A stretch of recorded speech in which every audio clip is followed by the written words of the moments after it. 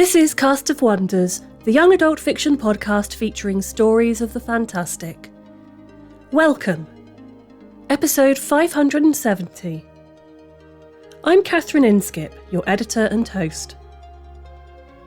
Every year, Cast of Wonders highlights some of our favourite episodes from the previous year. It's a great chance for us to take a bit of a breather and let you, our listeners, catch up on any missed back episodes with new commentary from a different member of the crew. 2023 was also Escape Artists' first year as a US 501c3 registered charity. We've always been fully audience supported, but now your generosity can go even farther than it would have done before. As a non-profit, we can use more of each gift to bring free, accessible audio fiction to you and audience members around the world. One-time donations are fantastic and gratefully received, but what really makes a difference is subscribing. Subscribers at all levels give way more than just money. They give us stability, reliability, and dependability. Monthly donations give Escape Artists a reliable space station in steady orbit, a sturdy castle, a bright theatre, a well-insulated dark tower, or a perfectly cat-shaped box from which to operate. Contact donations at escapeartist.net if you have any questions about how to support Escape Artists in our mission to continue bringing free audio speculative fiction to people all around the world. To open up our staff pick stories from 2023, here's the team's Young Author Staff Pick episode. Both Hope and Breath by Riley Tao, which originally aired on February the 1st, 2023, as episode 527. Riley Tao, they, them, is a second-year college student. They have been previously published in Protean Magazine, Daily Science Fiction and Seize the Press, among others. They are currently seeking representation for a novel based off of their short story, Both Hope and Breath. They publish silly short stories on occasion at reddit.com/r/bubblewriters. This story is narrated by Hugo Jackson. Hugo Jackson is a trans non-binary author with a fourth novel of their young adult fantasy series, The Resonance Tetralogy, released in 2023 by Inspired Quill. Most of the time they spend online as a big, grumpy leftist furry. However, along with writing, Hugo has a passion for stage acting, voice acting, stage combat and anime. They stream video games and editing sessions with mostly weekly regularity under the Twitch handle Pangolin Fox. They construct their own furry, anime and sometimes steampunk costumes and regularly attend any conventions they can. Hugo has been exposed to story writing and dramatic narrative from a very early age, as their older sister used to write and illustrate stories to keep them amused. Their greatest creative influences in their youth were the mysterious Cities of Gold, Visionaries, and Disney's Robin Hood. In books, it was the Deptford Mice trilogy, written by Robin Jarvis, who is their favourite author, along with Garth Nix, the Aborton trilogy and Shade's Children. They have an enormous array of soundtracks from anime, films, and video games. Music is one of their biggest inspirations, with various favourite tracks responsible for the majority of the Resonance Tetralogy storyline. We have some content warnings for this story: transphobia, misgendering, and rejection. And now, we've a tale to tell.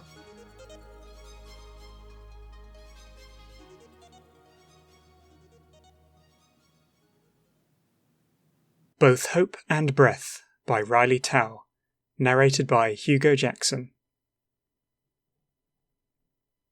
It's perfectly normal for breath to fog up mirrors. Everyone knows that. For most of my childhood, I never thought twice about the way mirrors went cloudy when I drew near. The only time it really mattered was when Dad flew me to school. Even well into my upper school years, I could never sit in the front seat without frosting over the rearview mirrors, much less pilot an aerostat myself. In my senior year at Etwood Upper, I was the only person still flown to school by a parent, and Dad never let me forget it. "You know," Dad said, smoke and mist drifting from between his lips, "I did the math. If your aspiration didn't block you from piloting, I would have saved 200 hours this year." I sighed, letting out a cloud of aspiration. As always, the faint white mist hung in the air for a second before gravitating towards the nearest mirror, in this case, the left-hand passenger window. "Well, I'm sorry that the physical manifestation of my hopes and dreams isn't good enough for you." "Ha ha, you know that's not what I meant, son," Dad said. But I heard there are some new therapists that can change your aspiration. I might schedule an appointment with one for you. Dad exhaled through his nose, letting out twin columns of black smoke and white mist. His aspiration. Though by all rights the gases should have simply mingled and obscured his vision, they instead split into tiny fine lines of black and white, outlining nearby vehicles, traffic signs, and pedestrians in real time. Dad glanced at the lines, then pulled a lever, shifting the aerostat to vertical mode, and we began ascending towards where Etwood Upper floated. I leaned on the passenger window, gazing out at the floating city. Ribbons and flags danced freely from nearby buildings, and for a moment I imagined wrapping them around myself and spinning along with them in the breeze. I breathed out, letting numb fog blur my reflection, and in the eddies of white I imagined myself flowing. I can't see through the rear window, Dad said. Tone it down with the numb fog, would you? I blinked, startled. Right, sorry. Seriously, son, you need to figure out how to drive sooner or later. How are you going to get around in college? While it would be nice to be able to pilot when I went off to college, I didn't want my aspiration to change. I could see why Dad wanted me to have a better aspiration. His split smoke helped him navigate the world and kept him out of danger, while my aspiration seemingly did nothing but cloud my vision. But my aspiration had its uses. I guess you could always take the Zeppelin to school, Dad continued, nodding towards it. Different coloured gases wafted out of the Zeppelin's well-worn ventilation shafts as it drifted down towards the school landing pads. Float breath leaked from its logo-emblazoned underside. Dad, do you really want your wimp of a son to be stuck in a tiny Zeppelin with 200 hormonal teenagers who can't control their aspirations? I asked. It'd be like throwing me into a tiger pit. Upside to throwing you into a tiger pit. No matter what happens next, I wouldn't have a wimp of a son anymore, Dad chortled, smoke and mist puffing from his nostrils. Not funny, I grumbled. Dad's laughter petered out awkwardly. I took advantage of the silence to roll down the window. Dad was right about one thing. There was too much numb fog in the car. The ever-present breeze wiped the numb fog from my lips, and my aspiration streamed into the distance, elegant and fluid in a way that I would never be. We passed by a nearby house, engines on high. Apparently the owner was moving to a better spot in the city, and Dad perked up. That reminds me, the house is running low on gas, he said. What kind? I asked. Sparkwind. Isn't one of your friend's aspirations Sparkwind? Dad asked. Of course Dad wanted to know which one of my friends produced money-making gases when they breathed. Tinsel. Dad brightened up. Oh, right, you showed me his picture. Can you ask him to refill our Sparkwind tank when I pick you up? Her, I corrected on instinct. He frowned, lines of smoke and mist pausing around his head. What? Tinsel's a woman, I said. And not your personal gas station, I thought, although I kept that one to myself. I'd just get another lecture about how I didn't understand how to survive in the real world. And I met her over the EchoNet. She doesn't go to Etwood. She's in college. When Dad exhaled again, it was pure jet-black smoke. Alim, are you being catfished? I clenched my jaw and said nothing. Plenty of men pretend to be women on the EchoNet, Alim. He's probably lying about being a Sparkwind aspirator too. Don't spend too much time with him. I tried to keep my breathing even. It's not like that, Dad. Look, he's either a man or a woman, and I've never seen a woman with a face like his. Men and women aren't the only things in the world, Dad. Well, sure, but unless you're saying he's a thing, A terrible pressure swelled in my lungs, and I instinctively hunched over. He kept grating on, voice pressing against my skull, and I wanted to bare my teeth and scream. But that would only hurt me. So instead I breathed in, gathering my aspiration, then exhaled, aspirating, sending thick, rolling banks of fog from between my lips. Other people's aspirations could levitate buildings, or connect airphones, or guide them while they piloted aerostats. My aspiration, numb fog, did none of that. But it did one thing very, very well. It kept me sane. The cloud of numb fog swirled around my head, blinding and deafening me as Dad went on a miniature rant about the shouldn'ts and the shoulds. It took me from the cramped, antiseptic faux leather interior of our aerostat and into an empty, endless free-fall. By the time we jolted to a stop, the numb fog I'd aspirated into existence had faded, and I snapped back into awareness. Time at school, okay? Dad looked at me expectantly. I don't think he'd noticed the numb fog I'd whipped up. I shook off the disorientation and said, yeah, totally. I picked up my school bag, lightened by float breath, and hesitated as I opened the door. Right. I'd left my airphone inside. I grabbed the slim rod of metal and slipped it into my pocket. Bye, son. Have a good day, Dad said. I blinked. Yeah, you too. I stepped out of the aerostat and onto the school's sky metal landing pad. The aerostat door resealed with a hiss behind me. I watched the aerostat ascend again, then turned back to the open, outdoor fields of Etwood and began walking. It was just another school day. Another upside to having a relatively tame aspiration was that I didn't have nearly as many classes as my peers. As long as my aspiration didn't cause anyone any kind of trouble, Etwood didn't force me to attend more than the bare minimum number of classes. So all I had to do to get my upper school diploma was show up to lectures for 3 hours a day and make a passing effort whenever the teachers handed out a test. As always, it was an irritatingly bright and sunny day, and my introduction to fluidics class was scattered around one of the lecture fields listening to the professor rambling on about computing. After a few minutes spent settling in on the grass, I let the professor's voice melt into the background and watched the aspirations of my classmates float, mingle, and fade into the air. I didn't recognise nearly half of them. My theory of aspirations teacher would have been so disappointed, but I figured I could cut myself some slack. Everybody on the planet had an aspiration of some kind. It was unreasonable to expect one person to be able to remember them all. My earphone buzzed and I yanked it out of my pocket. I checked to make sure nobody was paying attention to me. They weren't. Then laid down on the grass, unlocked it with an exhaled breath, and checked my messages. Yo, Liara, you there? A message from Tinsel. I smiled, a momentary warmth flickering in my chest. Barely, I sent back. And it was true. My body felt like morning mist, like I could wave a hand through myself and come away with eddies and swirls of me stuff. Experimentally, I tapped myself on the chest and felt an inexplicable pang of disappointment at my continued solidity. You okay, Liara? That warmth flared up again, stronger this time, and I had to restrain myself from laughing aloud. I am now. Gods, it feels good to be called my real name. My chest seemed to weigh down on my lungs, and I grimaced. But in the future, don't use my name unless I tell you I'm secure. Dad reads through my phone sometimes, and he still calls me Alan. I don't want to have to explain to him why you're calling his son a girl's name. Just to be clear, you get how invasive your dad's being, right?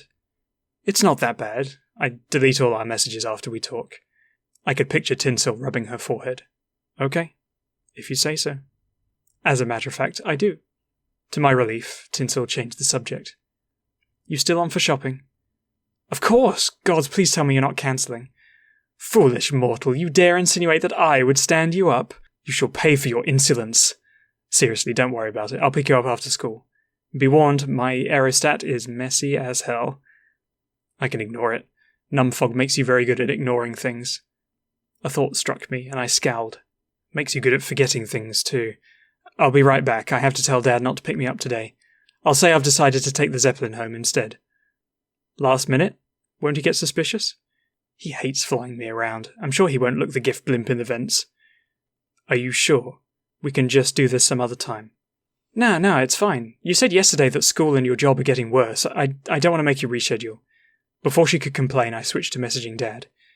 Decided to take the Zeppelin home. Don't pick me up today.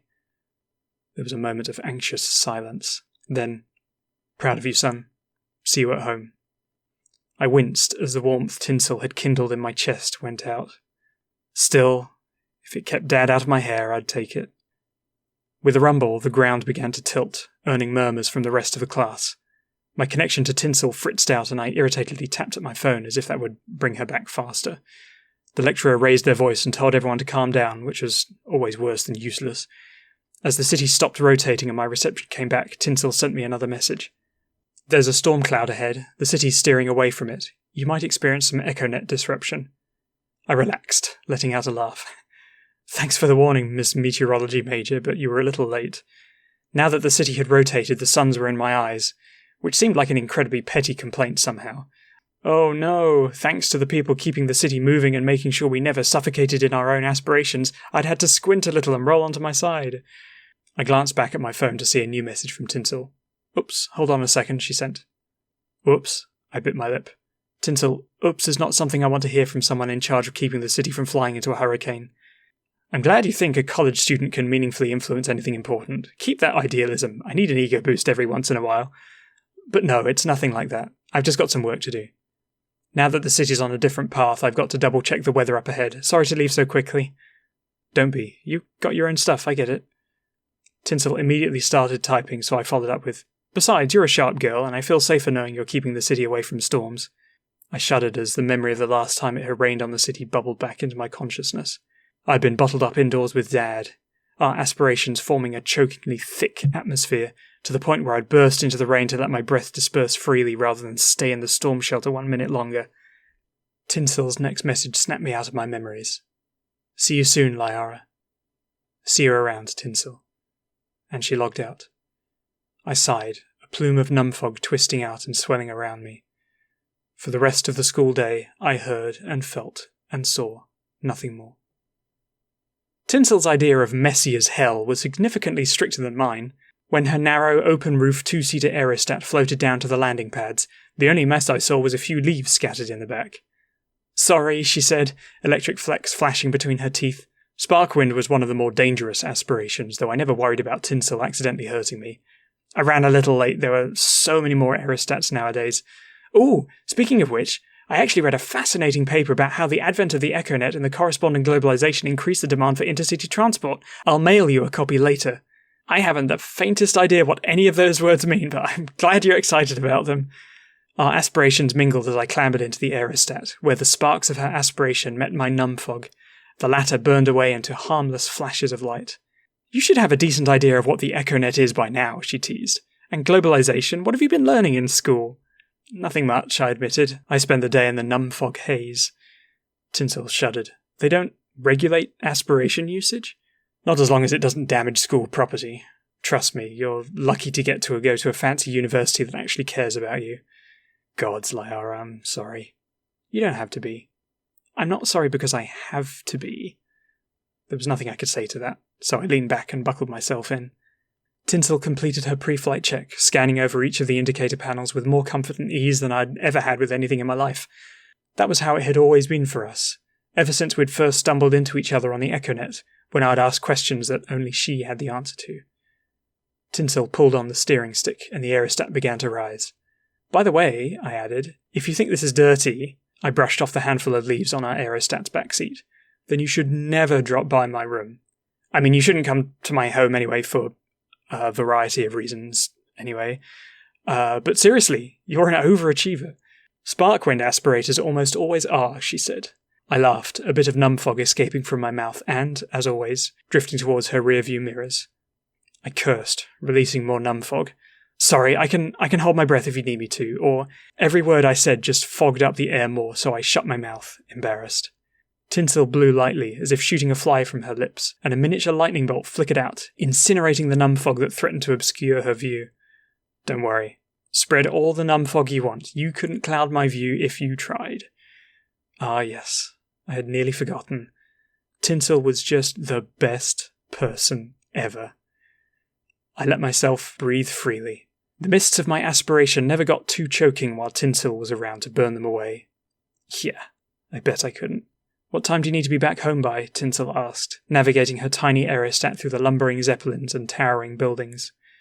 I shrugged. Any time will do. I'll just tell Dad the zeppelin ran late. Tinsel opened her mouth to object, but I pretended not to see. So tell me about that globalization thing, huh? Sounds fascinating. Tinsel rolled her eyes, but she played along with a lame deflection. Well, it's all about how the EchoNet is connecting people who never would have met otherwise. Like you and me, she winked. Pretty good side effect of the EchoNet. I pressed my lips together. People can pretend to be things they aren't on the EchoNet too. That's not a rupture, it's a vent, she said. The EchoNet was the first place I could be a girl instead of a boy. First place you could explore being both, too. And, after a while, it goes from pretending to reality, you know? But anyway, the EchoNet links people, makes them meet friends across the world, sometimes even makes them want to get together in real life. And what's the best way to do that? I rapped on the side of our aerostat. Aerostat? Exactly!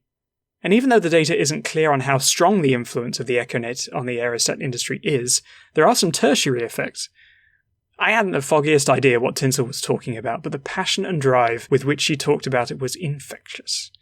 The simple knowledge that someone somewhere cared about something as much as Tinsel cared about numbers and logistics did more to burn away the numb fog from my brain than years of Dad insisting that I wouldn't get anywhere in life if I kept lazing around all day. As she navigated us through the floating platforms of the city, I couldn't help but think that there was nobody better suited for the aspiration of transformation than Tinsel. We docked with a cheerfully lit Zeppelin-turned-clothes shop 15 minutes later. There was no landing pad, so Tinsel took out a loop of rope and tied the aerostat's horn cleat to its twin on the dock. I stepped out of the aerostat and stared at the store, lost in thought. "All right, I'm ready to go. Liara?" Tinsel straightened up. I blinked twice, realizing that I'd accidentally aspirated a tuft of numfog into existence. Yeah, totally. Nervous? Hard to be nervous for long with numfog, I muttered. Hard to be anything, really. "We don't have to go shopping today," Tinsel said. "If you're nervous, well, the first time I tried on feminine clothes, it didn't help. Made things worse, actually. Wasn't really about how I looked for me. I know it might not solve anything. I want to try, though. I don't want to be seen. It's a thrift store. There's no organization to speak of inside. You'll have plausible deniability. I can always be the one to buy them for you." Electricity flashed between her teeth. "And if someone tries to hurt you, I'll fry their eyeballs out of their head." "I'd rather have my eyeballs unfried, actually," I quipped. Tinsel flinched. "Gods, I'm sorry. I didn't even think before It happened. Don't worry about it." Tinsel reached out and squeezed my hand. I gave her hand a squeeze back. Together, we walked into the store. As it turned out, I didn't have to be worried about being watched. There was hardly anyone else present, just a bored-looking teenage clerk, and once we went to the back of the store, they faded from sight. "So, how do I do this?" I asked Tinsel. She shrugged. "Don't look at me, this is your moment. Just wander about. See if there's anything you like. And, if there's something you've wanted, you can describe it to me and I can help look." "One of those puffy shirts," I said immediately. "The ones whose sleeves flare out, the ones that flow, like the old aerostat sailors used to wear." Tinsel giggled. "A blouse, you mean?" "Yes." "Don't be embarrassed. We'll call them puffy shirts now. There's a couple here." Tinsel pointed to a nearby rack. I walked up to one and hesitantly poked it. "How do I, choose?" I asked. "In general? Well, you could simply try them all, or at least all the ones that fit." Tinsel glanced at my expression. "I could also just pick one out for you." "Please," I said. Tinsel gently unhooked a blouse from the rack and began wondering. "Anything else?" I coughed. I don't know if this makes sense, but I want something that moves." Tinsel rubbed her chin. "Can't say I know what you mean by that." I stepped forwards and spun around, numfog sinking in a spiral around me, flaring into light wherever it met Tinsel's spark wind. Something that would move in the wind, "A cloak?" Tinsel asked. "Not really. A cloak is too big? Unwieldy? It'd probably get stuck on things. Like, I want a cloak, but just for my legs. Parachute pants. I don't think that's..." I trailed off as I spotted a flash of blue to Tinsel's right. "What I want." Tinsel followed my gaze to the folded skirt on a shelf and grinned. "A puffy shirt and a cloak for your legs, I lightly swatted Tinsel on one shoulder. "Oh, hush. Do you have any idea how hard it is to find the name of something on the EchoNet when all you have is a vague description and a parent breathing down your neck every moment the suns are up?" "I do, in fact." "Then hush." "Well, I was going to suggest an outfit that I think you'd like, but if you say so." She mimed zipping up her lips and throwing away the key. I mimed picking up the key, touching it to her lips and unzipping it. "All right, you get to speak for another day." Her eyes twinkled. "Actually, I think I'd rather show than tell. Here." She picked up the skirt, the blouse, and added in a pair of leggings. "Come on back and try these on." I followed Tinsel as she led me to a small changing room, my hair briefly mussing up as we passed beneath an air vent. Good circulation was absolutely vital for any indoor establishment like this one. The burst of chilly air cleared away the numfog around my face, and for a moment I hesitated.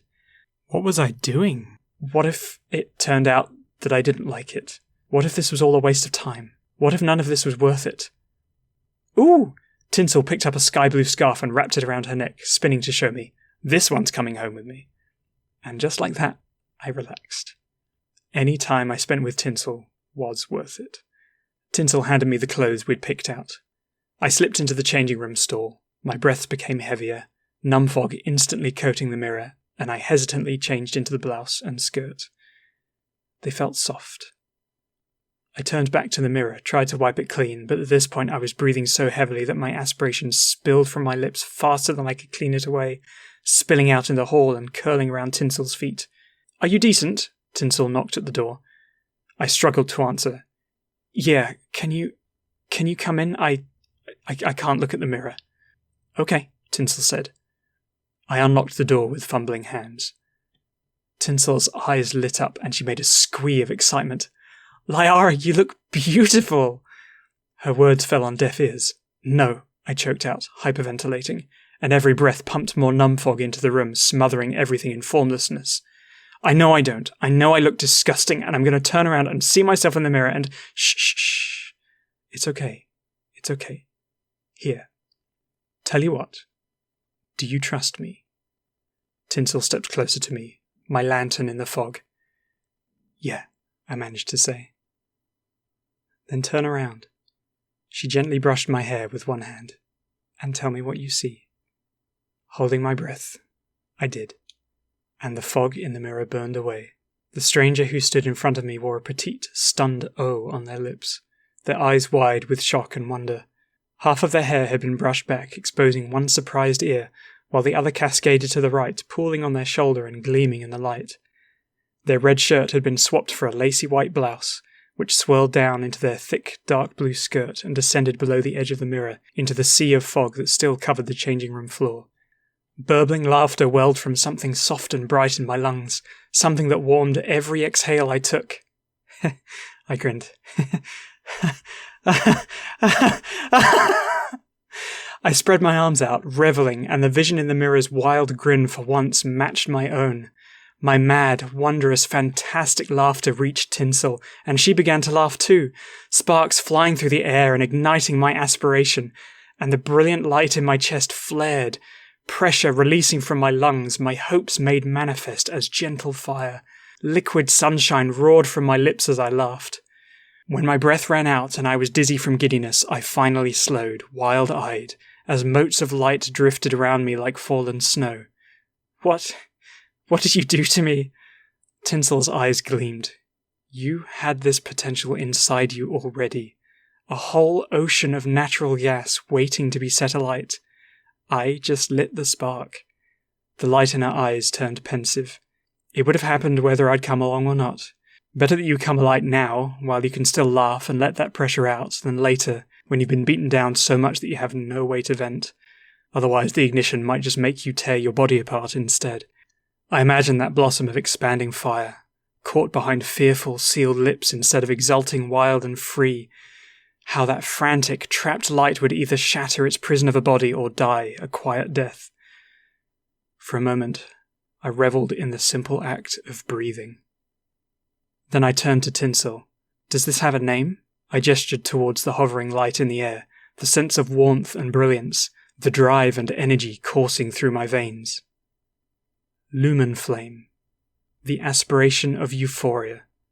Tinsel squeezed my shoulder. "I held this aspiration too for a while.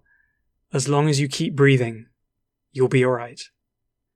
I stared at the person, at myself, in the mirror.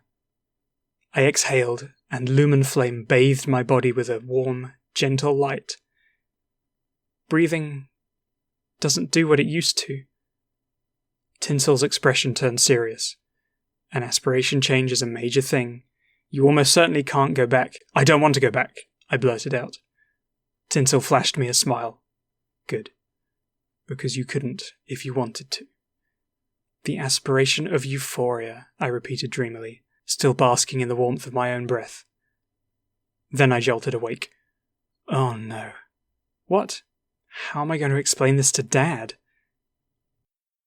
Dad was fuming when I got home, and when a split smoke aspirator fumed, you could see the smoke plume from a mile away. Before I even set foot in my home, I knew what that meant. Tinsel stopped the aerostat as soon as she saw the smoke plume, turning towards me with a question on her lips, but I just shook my head and told her to keep flying. Not long after, my house faded into view. It wasn't much. We couldn't afford the fancy ventilated indoor houses most people used, so our home amounted to a walled courtyard and a float breath balloon.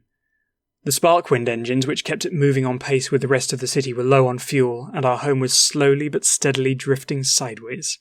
Dad would fix it before it became a problem, but the slight tilt of my home in comparison to everyone else's made it seem unstable.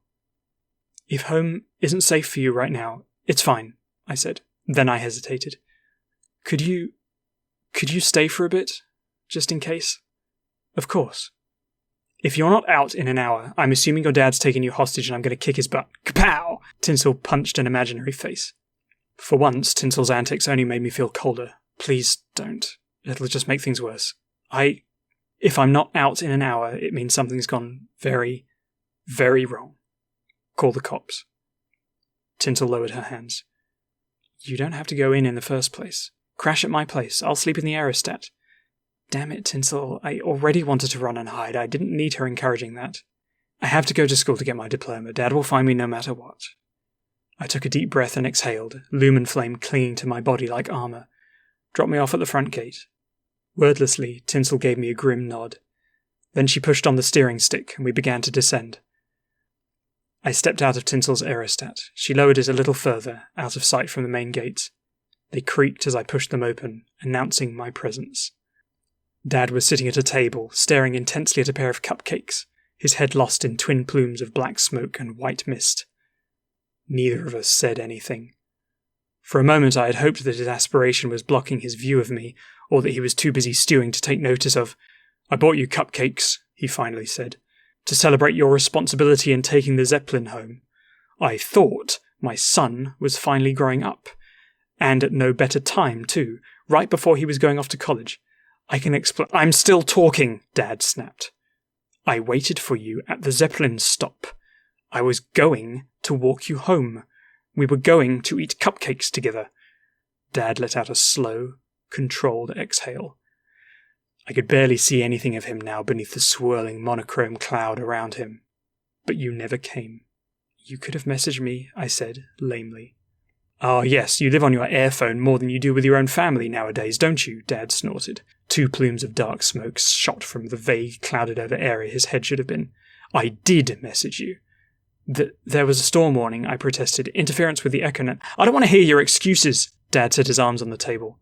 I just want to know why, son. What the hell did you go running off with a man you met on the EchoNet for? And why the hell did you lie to me about it? How did you... Alim, answer the question. With every word, more jet-black smoke hissed from Dad's lungs, streaming towards me like a snake, forcing its way between my lips and reaching into my throat. I started to panic. On instinct I exhaled, expecting a soothing cloud of numb fog to deafen my ears to Dad's shouts, but a tide of lumen flame shot out instead, reinvigorating me and burning away the smoke my dad sent my way. Because you insult her, I snapped. You misgender her and disrespect her and insult her, and I know you're going to do the same to me. Dad halted. Although his expression was unreadable beneath the split smoke he'd conjured up, I could still sense his surprise. My lumen flame had burned clear a patch of glowing ground around me, beating back the tendrils of smoke Dad tried to send into my lungs. At least your new aspiration seems less useless than the last, Dad finally said. Useless, I snorted. Is that the only thing you see? How useful it is that I can finally breathe? You are out of line, son, Dad snapped. I'm just trying to keep you safe. Why can't you listen? Because I'm not your son, I said. I'm not a boy, and I'm not a girl, and I'm definitely not a thing. You are my son, Dad rumbled, and you will always be my son. I don't care what you do or say, or what is done to you. That will always be true. Tongues of cloying, sickly, sweet smoke lashed out at my circle of lumen flame, extinguishing it back into numb fog wherever they touched. I know you're trying to say that you love me, I shouted, my words hot and bright. But every time you call me your son, it hurts, Dad. Call me your child instead, please, that's all I ask. Fine. Child. Dad spat darkness at me with a single word. Alim, my name is Liara! I poured months of insecurities into a single brilliant gout of lumen flame, a rolling jet of fire that slammed into the defensive smokescreen Dad had put up and stripped it away, leaving Dad shocked, blinking in the onslaught of light. And I am trans, and I am here, and I am sick and tired of you doing your utmost to change both of those. An infinite moment passed in which neither of us breathed. Then I spun round, still glowing, still brilliant, to leave. "Liara," Dad said. I stopped. Then I shook my head. "I'll see you around, Dad. I'm staying at Tinsel's tonight." Dad stormed forward, and when a split smoke aspirator stormed, he stormed. A wall of darkness that stretched 10 times my height bore down on me as Dad screamed, "God, son, I gave you what you want, now come back here and explain." I continued walking, and all that looming darkness turned out to be nothing but smoke. Tinsel pulled the aerostat into view, eyes wide at the storm Dad was calling up. "Liara, behind you!" I breathed lumen flame, that smokeless, pure light, and the aspiration Dad had tried to choke me with burned away like morning dew in summer sun. Tinsel watched, shocked, then satisfied, as Dad stumbled, his momentum broken, as I calmly stepped into Tinsel's aerostat. Then Tinsel squeezed my shoulder, a single spark flickering between her and I, and pulled the steering stick upwards. We rose together into the sky, wind buffeting against my skin. A new year is often a time of reflection, reassessment and new beginnings. I love the friendship between Liara and Tinsel in this story, not just for their unconditional support for each other, but also for how Tinsel understands that while there are similarities in their journeys, there will also be differences. She gives Liara space to explore, to be courageous, to be herself. This story also doesn't pull any punches either. Liara's father is not accepting of who she is, and there's no moment when we see her father coming to terms with who she is, allowing themselves to love their child regardless of how different she is to his expectations of her. But it's also an optimistic piece. Liara's change of breath is a tangible manifestation of her truth, and how amazing it feels to fully live as the person she is. Her truth literally shines through the darkness of her father's rejection, giving her the assurance and independence she deserves. If you're making new beginnings this year, take those deep breaths and let your courage fly. Cast of Wonders is brought to you by Editor Catherine Inskip, Assistant Editor Alicia Caparasso, Associate Editors Tanya Adelit, Amy Brennan, Joyce Hernandez, Somtoa Hazeway, Cup Jacob, Amanda Kong, Ray O, Simon Pan, Samuel Poots, Emma Smales, Janice Sudell and Rin Yi. Our editorial assistant is Amy Brennan, our community manager is Denise Sudell, and our audio producer is Jeremy Carter. Cast of Wonders is part of the Escape Artists Foundation, a 501c3 non-profit, and this episode is distributed under the Creative Commons Attribution Non-Commercial No Derivatives 4.0 International License. That means you can download or listen to the episode on any device you like, but you can't change it or sell it. Our theme music is Appeal to Heavens by Alexei Nov, available from Promo DJ or his Facebook page. Thank you for listening.